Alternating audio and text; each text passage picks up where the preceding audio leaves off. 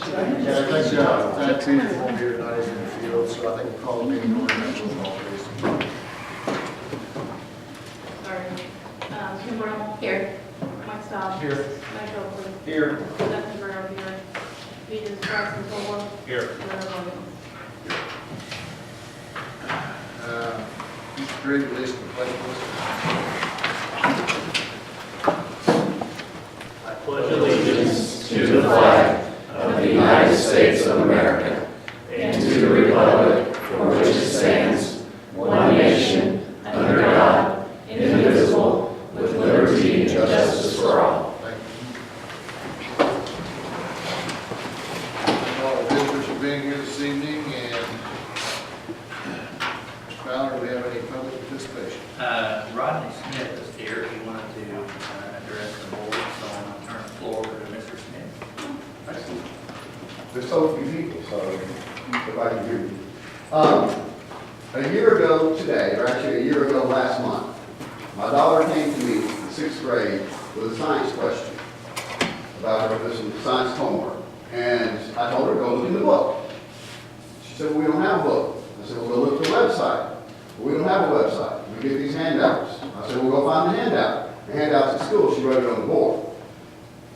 So last year, in March, I came to the board because I thought that's what you do. Where I'm from in Mississippi, you go talk to the board. If there's an issue, you say, go talk to the board.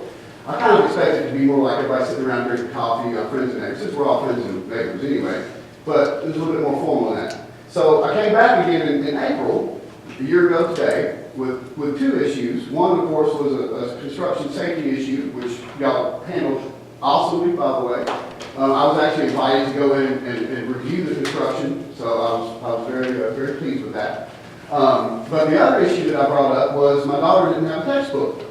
And so last year, y'all said that we were kind of waiting for the state to see what they were going to do with the Common Core curriculum or whatever that stuff is. And so a year goes by, in March, my daughter comes to me with a science question on her homework. And what did I say? Go look it up in the textbook. Daddy, you don't have a textbook. Go look it up on the website. Daddy, we don't have a website. We get these handouts. She writes it on the board. I said, well, where are you supposed to get the answer? My daughter picks up her phone and says, Siri, what is the constellation so-and-so? I'm like, you're kidding me, right? So I can see the technology going to a web-based system. That's cool. But obviously they need a textbook.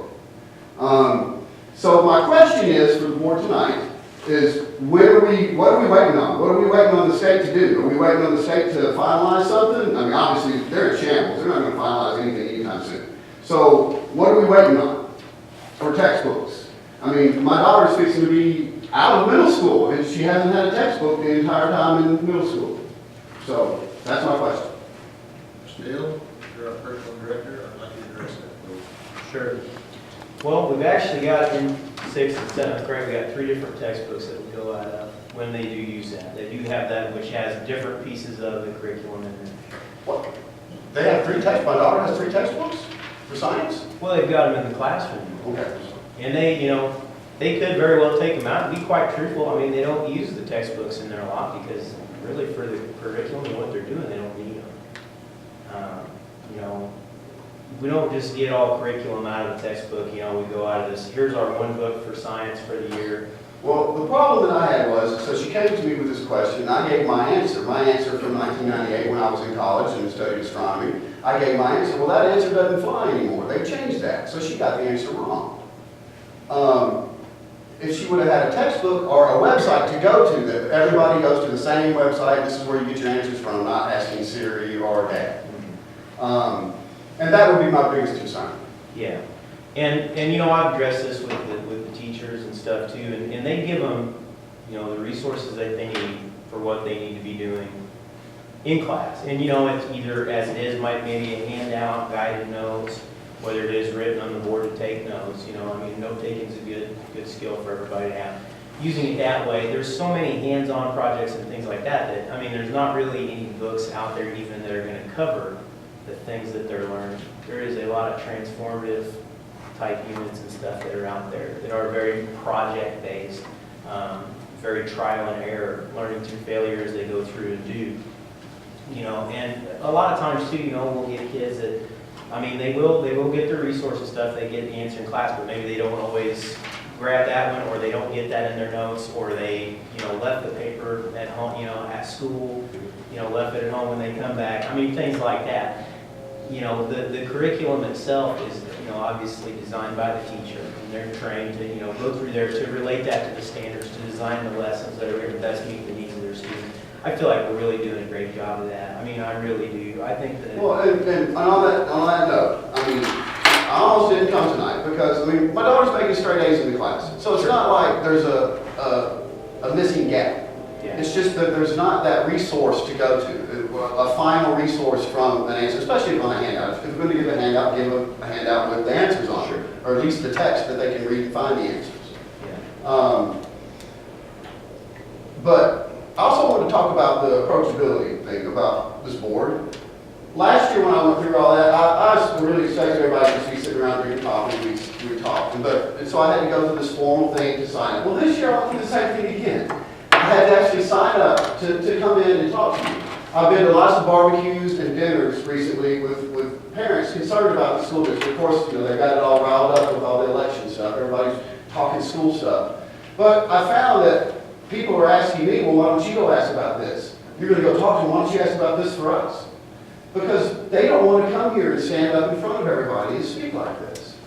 And so I wanted to suggest something like an open forum where parents can come and speak. Because I've talked to several that wanted to speak. They had issues that I didn't want to go touching on, you know, so. But I think that there needs to be some sort of, maybe a website board where all the community can actually put in their questions and concerns that they can chat with, and that way y'all can discuss them amongst yourselves and publish it in the paper. That way it doesn't even have to have them come inside. It kind of takes that pressure off of them. So that's all And two, I want you to feel, you know, two with questions like that too, especially, you know, with one of the classes at the middle school and stuff. I mean, call me up. You can stop me at the track meet, you know, or. Well, and that's actually what Ernie told me to do back in Yeah. March. Yeah. But there was so much stuff going on, I didn't get a chance to do this. Yeah, catch, and we can talk about it, come in sometime, and we'll take a look. Sounds great. See what's going on, but it's good. I promise you I wouldn't let it, we're not gonna take the textbooks away or anything else, you know, it's just a case of whether or not, you know, you need it for that certain lesson, or you need it for, you know, that class. I mean, things are a lot different, and things are changing from when we went to school, you know. Exactly. And it's not just, we go in there and you lay it open and you sit like this the whole time and follow along, and, you know, the kids are getting the resources that they need to complete the work that they need to complete to get them to the next level. You know, and I think from what you said too, with, I mean, you're seeing she's doing really well, and probably really doing a good job in school and growing too as a student. So, Which is why I wasn't really that concerned Sure. about, but there needs to be just a formal resource. I mean, there needs to be a formal, hey, this is where you're going to go get the answers if you don't have it at home. So, and just about everybody has internet nowadays, so I that like would the be. website idea. I like the idea behind that.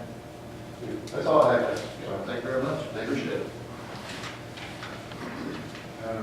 Anybody have any questions or comments for Mr. I have a question for Mr. Field. Yes, sir. Is science the only thing that we share the books with? Sharing, and again, it's not really sharing the books because we don't really even use the books It's too often. utilizing different. Really with the changes that we're seeing now with math right now, we're kind of pulling from a little bit of the old pre-trans book, a little bit of the trans book, and then kind of the trans and into the algebra too, to that. But again, the teachers right there are, we're using so many different resources for that, and you're pulling and designing from certain places that we're kind of in a flux with that, and we're going into, we're looking through curriculum committees and stuff right now, getting that going to start looking at where we want to go with that. Again, you know, some schools and stuff I've talked to, and some of the research and stuff that I've read recently, and it's been a lot of it, nothing cross your eyes. You know, there's a lot, even with math, with the way that we're looking at math instruction, and I mean, what some of the top schools, top countries in mathematics are doing, the way that they're instructing, again, is really much different. Same math, you know, same ideas behind it, but a different way of approaching it, a more hands-on, a more transformative way of looking at mathematics from when it might have been very procedural at one time and just we're going to go in and go through the motions. No, how do we apply this everywhere? How do we apply this in everyday life? So, you know, it's not so much as we have books there that we can use as reference, but again, we try to use notes and things for students to use, guided practice exercises and stuff so that they have that to refer to and in the correct sequence that they need in place of, okay, here's your 2 big textbooks, and we're only going to use about 3 chapters out of this, and 5 chapters out of this, and 6 chapters out of this one here. And really, we're not really going to go verbatim out of that because I didn't really like the exercise in here, so we're going to use this one that I created myself, which, you know, we even did at the time, you know, when we were more textbook based. You made your own assessments because it was what fit best and for the standards that you were trying to address and what you were trying to teach the students. So again, once things, you know, there's just nothing really great out there that gives you what you need. So the question is, because of this though, you're going to have a whole class that's going to have a different version of math until you solidify a standardized system or a standardized book or a standardized website. You're going to have a whole class. And the way our school system set up, that class is going to be the same class that goes all the way to high school graduates. So their math's going to be different from everybody else. It's not because we don't teach out of the book. We teach to standards, and we're going off the standards that we need to do. And it'll be the same standards next year and the same standards. Is there a standard book or? Well, the Illinois State standards. Oh, okay. Yeah, the standards. It's a, you know, it's a checklist, the Common Core standards, Illinois State standards. It's you know, it's what we use to guide our instruction.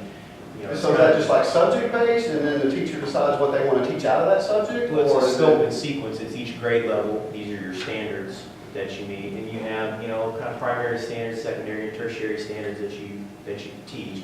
You know, it's the, you know, what is the explicit curriculum, what's hidden, you know, what's kind of review of things from before within those. So, I mean, you teach based on the standards, what you design your curriculum off of. You know, a book is just a piece of curriculum, you know, that you might use, pull things from, you know, just But as it you does might. standardize it though, and that way everybody's got the same book, everybody's got the same Well- solution, the same definitions, the same processes. But where if everybody's coming up with something different, you're downloading some problems from one thing, you're getting some stuff from the state, and you're blending all that together, they're not getting the same standardized thing.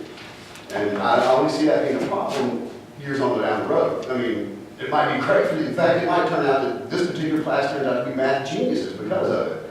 But what about everybody else that didn't get that? Well, it's everybody's getting the same thing, and did last year too, regardless of what book you have. I mean, you know, 2 times 2 is 2 times 2. It doesn't matter if it's in that book or this book, or you got it, you know, off a flashcard. Yeah. You know, it's the same thing.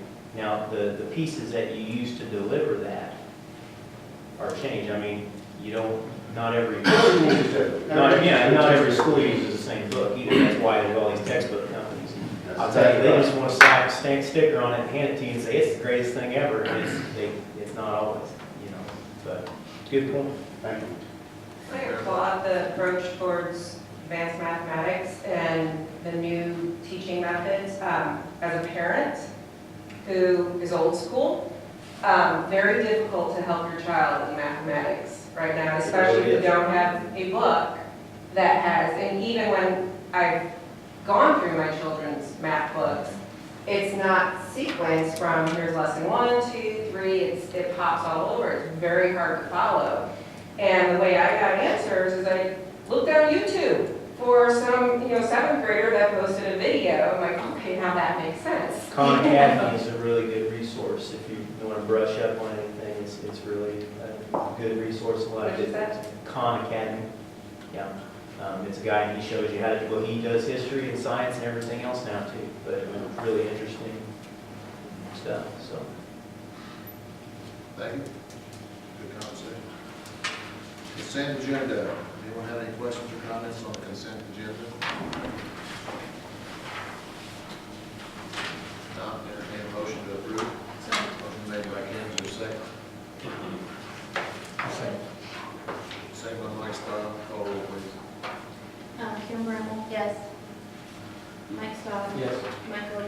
Yes. Stephanie Guerrero, yes. Brad Santola, Yes. and Cameron Williams. Yes. Superintendent report.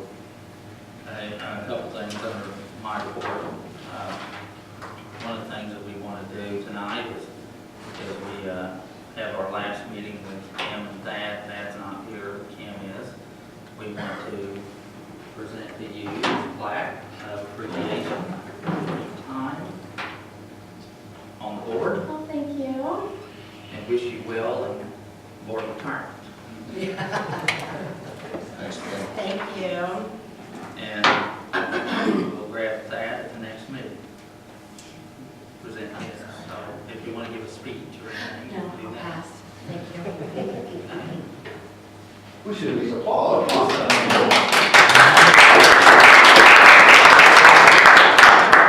Don't go to all the places. The other thing that I had, that I wanted to bring you up to date on, I provided you with a summary of some meetings that I've attended. I've spent the last 2 days in Springfield, about 20 of the superintendents. We're meeting with basically 4 of the 4 key players for what's going on this year in the budget and things. Jim Durkin is the House leader. John Fullerton, the Senate President, Christine Rodano as a Senate Republican leader, and today we had an opportunity to meet with Governor Rauner about what's taking place. And everything is early and in the process of the budget for FY16. There are some things that are being discussed. One being, you're going to hear things about Senate Bill 1. SB 1 is basically a way to fund schools, what they say is more equitably. It does not necessarily add money, it shifts money between districts. And the consensus of these 4 key players, Senate Bill 1 will not go through this year. Is it similar to the Andy Mader? It is. It's, Okay. and if you'll remember, it was last year, Senate Bill 16 was introduced by Andy Menard. And again, it's the same thing. Senate Bill 1, that's what the title is for it. This time, Senate Bill 1 is still sponsored by Senator Menard. But there is a lot of talk, but these 4 don't seem to think that it's going to go anywhere this year. So I wouldn't bank on that. There's also talk about, you've heard the last couple of years about the cost shift for the pensions with TRS. Again, they don't think that with everything that's going on with the state budget, that there's a likelihood that we'll see a significant ruling on the cost shift for this year, but they think it will come at some point. It kind of goes along with the pension reform. As you know, Governor Rauner, or the committee had provided a pension reform bill last year. Basically, it was actually under Governor Quinn, and it was ruled unconstitutional in Sangamon County Court. It's now been appealed, and it's to the next level. And they're waiting on a Supreme Court ruling on that. They still think, these 4 still seem to think, or at least 3 of the 4 seem to think that it's going to be upheld as unconstitutional in changing the pension, the PRS system. So part of Governor Rauner's budget, you know, he had proposed $300 million additional dollars for schools in FY16. But part of that money he was counting on was coming from the savings on Medicaid reform, which we're told probably will not generate that much savings to cover the budget hole. And second of all, he was factoring in the savings that would take place as a result of pension reform. And if that's ruled unconstitutional, that's going to be a moot point. So basically, what these four have said, they are all in agreement in the fact that the state budget is a mess, that it's been due to years of irresponsible spending, that Governor Rauner is a person who is taking a hardline stand to get the state's fiscal mess in order. He said one of the things about him is that he's not afraid to say no. So he's intent to get this budget mess under control. One good thing, though, is Governor Rauner himself said that his top priority is education, and it is education funding. But that, you know, when you have a budget hole the size that the state has, it's going to be hard to do much about that when you can't pay the bills the way it is now. They're something like $8 million right now behind in their bills. So hang on, it's just now starting. It'll heat up probably in June. One of the, I think it was Representative Durkin, he said he's not saying necessarily that the legislature will go into overtime this year, but he has extended his lease on his apartment in Springfield through the summer. So they think it's going to be a rough road. So basically where we go from here, we don't know. We won't have any budget numbers until at best probably late June. And then of course they can always have you could always have a chance of what they'll do is pass a partial budget to get through the first 2 or 3 months of the next fiscal year and kind of go from there. So the days have come. Springfield is a bad place to be right now, but you'll just have to keep your eyes open and see what's what. And Mr. Meadows will be putting together next year's budget, and may the force be with him. Thank you. So we'll kind of see what happens. That's all from my Questions or comments? Okay. Mr. Field, brief on the board. Anything this time? Okay. Old business, consider FBO candidate. I think last month, Mrs. Fouch came forward to ask for the board to approve FBLA requested trip to Canada. This would be at no cost to the school district. And so you'll need to make a decision tonight on whether or not you approve going forward with that trip. Did she say how many were going to go? Did she- I have not heard a final number. It's still kind of up in the air. I think the last solid number I heard was maybe 7. I don't really know what kind of impact it will have on parents and community as far as more fundraising. Some of the proposals that she has brought to me didn't seem like it was something that they would go around and push door to door. It was selling like gift cards. Mhm. And instead of going to Walgreens or whatever to buy a gift card, if you're going to buy a gift card, you can just buy it from the school, and they get a certain percent of that. So it's not a typical fundraiser. I guess I would, if it were up to me, I would recommend give her approval and see what happens. And I hate to squash people's enthusiasm. And I think, again, this could be an opportunity for some of our kids that they otherwise may not have.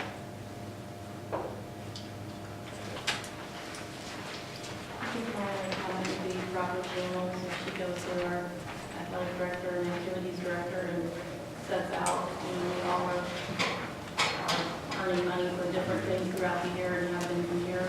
So, as long as what they're doing doesn't conflict, it's an issue. I think it's a pricey trip for one week, but other than that, they're willing to fundraise for it. It's kind of nice to the opportunity to look for it. If they can't get it done, they can't get it done. If they can, it's more hard to do. And Ms. Fauch is one of those people that I like, who conflict with another group of them, and you say, no, you're not going to do that, and shouldn't follow that. Anyone care to make a motion to approve the FBLA trip to Canada at no cost to district? Motion made by Mike Oakley, second by Mike Stahl, call roll please. Kim Brown? Yes. Mike Stock? Yes. Mike Oakley? Yes. Stephanie Guerrero, yes. Brad Santola? Yes. And Leonard Williams. Yes. Any other business? No, Where do we stand on sixth grade sports?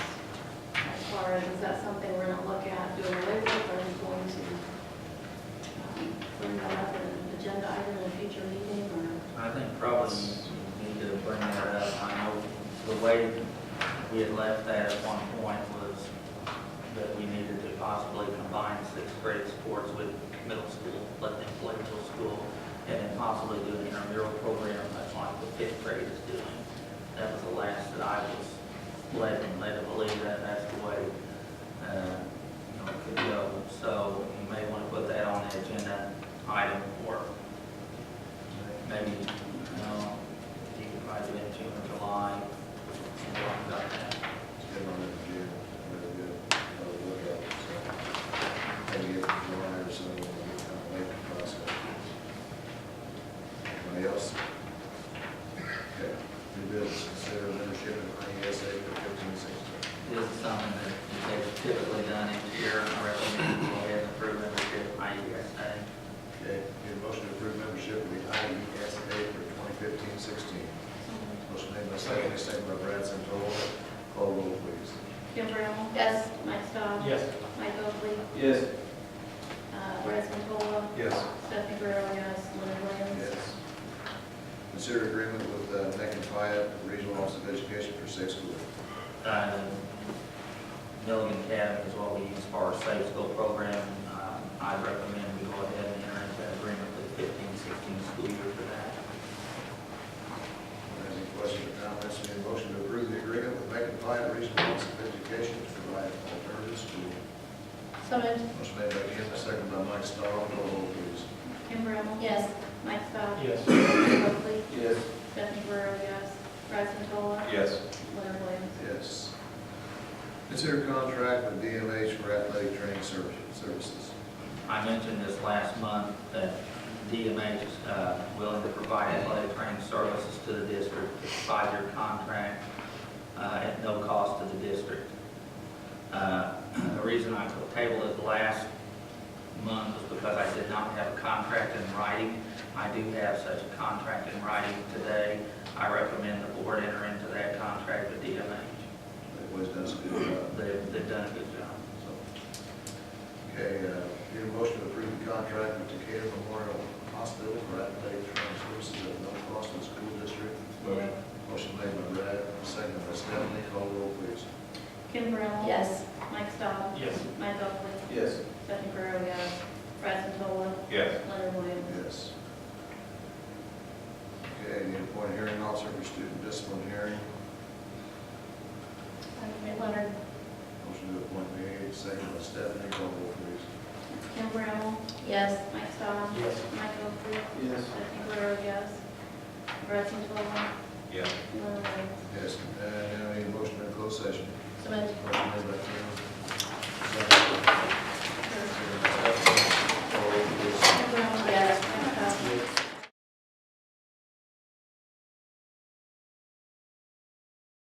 Accept the closed session minutes as written. Closed session. Motion made by Kim. Second by Mike Oakley. Call roll, please. Kim Brown? Yes. Mike Stock? Mike Oakley? Yes. Stephanie Guerrero, yes. Brad Santola? Yes. Leonard Williams? Yes. Need a motion to find student SB 2014-15, number 6, guilty of gross disobedience and misconduct. So moved. Motion made by Stephanie, your second. Second by Kim. Call roll, please. Kim Brown? Yes. Mike Stock? Yes. Mike Oakley? Yes. Stephanie Guerrero, yes. Brad Santola? Yes. Leonard Williams? Yes. Need a motion to expel student number SB 2014-15, number 6, through 2015-2016 school year. So moved. Motion made by Kim, your second. Second by Mike Stahl. Call roll, please. Kim Brown? Yes. Mike Stock? Yes. Mike Oakley? Oakley, Yes. Stephanie Guerrero, yes. Brad Santola, Yes. Leonard Williams. Yes. Need a motion to find student number SV 2014-15, number 7, guilty of gross disobedience and misconduct. So moved. Motion made by Kim, is there a second? Second by Stephanie. Call roll, please. Kim Brown? Yes. Mike Stock? Yes. Mike Oakley, Yes. Stephanie Guerrero, yes. Brad Santola, Yes. Leonard Williams. Yes. Need a motion to remove student number SV 2014-15, number 7, from all school district transportation to the end of 2014-2015 school year. Motion made by Brad, is there a second? Second by Mike Staub. Call roll, please. Kim Brown? Yes. Mike Stock? Yes. Mike Oakley, Yes. Stephanie Guerrero, yes. Brad Santola, Yes. Leonard Williams. Yes. Need a motion to accept the resignation of Brittany Higby as assistant middle school girls softball coach. So moved. Motion made by Kim, second by Mike Staub. All in favor, say aye. Aye. Opposed? Motion carries. Need a motion to accept the retirement resignation of Marla Judge as library aide at the end of the 14-15 school year. So moved. Motion made by Stephanie, second by Mike Oakley. All in favor, say aye. Aye. Opposed? Need a motion to accept the retirement resignation of Chris Seitz as teacher in the district effective at the conclusion of the 14-15 school year. Motion made by Mike Staub, second by Mike Oakley. All in favor, say aye. Aye. Opposed? Need a motion to accept the retirement resignation of June Mann as school guidance counselor effective at the conclusion of the 14-15 contract year. So moved. Motion made by Stephanie, is there a second? Second. Second by Kim. All in favor, say aye. Aye. Opposed? Need a motion to accept the resignation of Amanda Shemanko as special education aide effective as of May 1st, 2015. So moved. Motion made by Kim, second by Mike Staub. All in favor, say aye. Aye. Opposed? Need a motion to employ Mary Lynn Mann as high school secretary beginning the start of the 2015-16 school year. Motion made by Brett Santola, seconded by Mike Staub. Call roll, please. Kim Brown? Yes. Mike Stock? Yes. Mike Oakley, Yes. Stephanie Guerrero, yes. Brad Santola, Yes. and Leonard Williams. Yes. Need a motion to approve Daniel Southern as non-paid volunteer band assistant. So moved. Motion made by Mike Oakley, is there a second? Second. Second by Kim. Call roll, please. Kim Brown? Yes. Mike Stock? Yes. Mike Oakley, Yes. Stephanie Guerrero, yes. Brad Santola, Yes. Leonard Williams. Yes. Anyone have anything else? I got one thing, a question. The TIF district that was recently approved in the Harristown community, do you know how that's going to affect our revenues as far as the taxes and stuff? What a TIF district will do is basically freeze that parcel of property at its current value. And what happens with the TIF district is as that value increases in value, as the property increases in value, the district will not receive that increase. It will always be capped at that level until the expiration of the district. And once the TIF district expires, let's say it's a 20-year deal, at the conclusion of that 20-year period, then the district will go ahead then and it'll kick in to what the values were at the conclusion of the TIF district. Now, what you always caution a school district that has a TIF district coming in, frequently the village or the town will extend that TIF for longer than the period of time. Sometimes that happens where they might extend it for another 5 years or whatever. And basically, the school district doesn't have really any say in a TIF district. It's all up to the municipality that is granted the district. So basically, the property there at Harristown, whatever the value is of that property prior to improvement, is the value of the property that the district will have their VAT based on up through the expiration of the TIF. Then have other companies come in there That doesn't affect their, like the sales tax, right? No, It's just the property tax. the property it all has to do with your property, your assessed valuation. No, if they're selling something that's subject to the county sales tax, then we do receive proceeds from that. What else? Not, entertain a motion to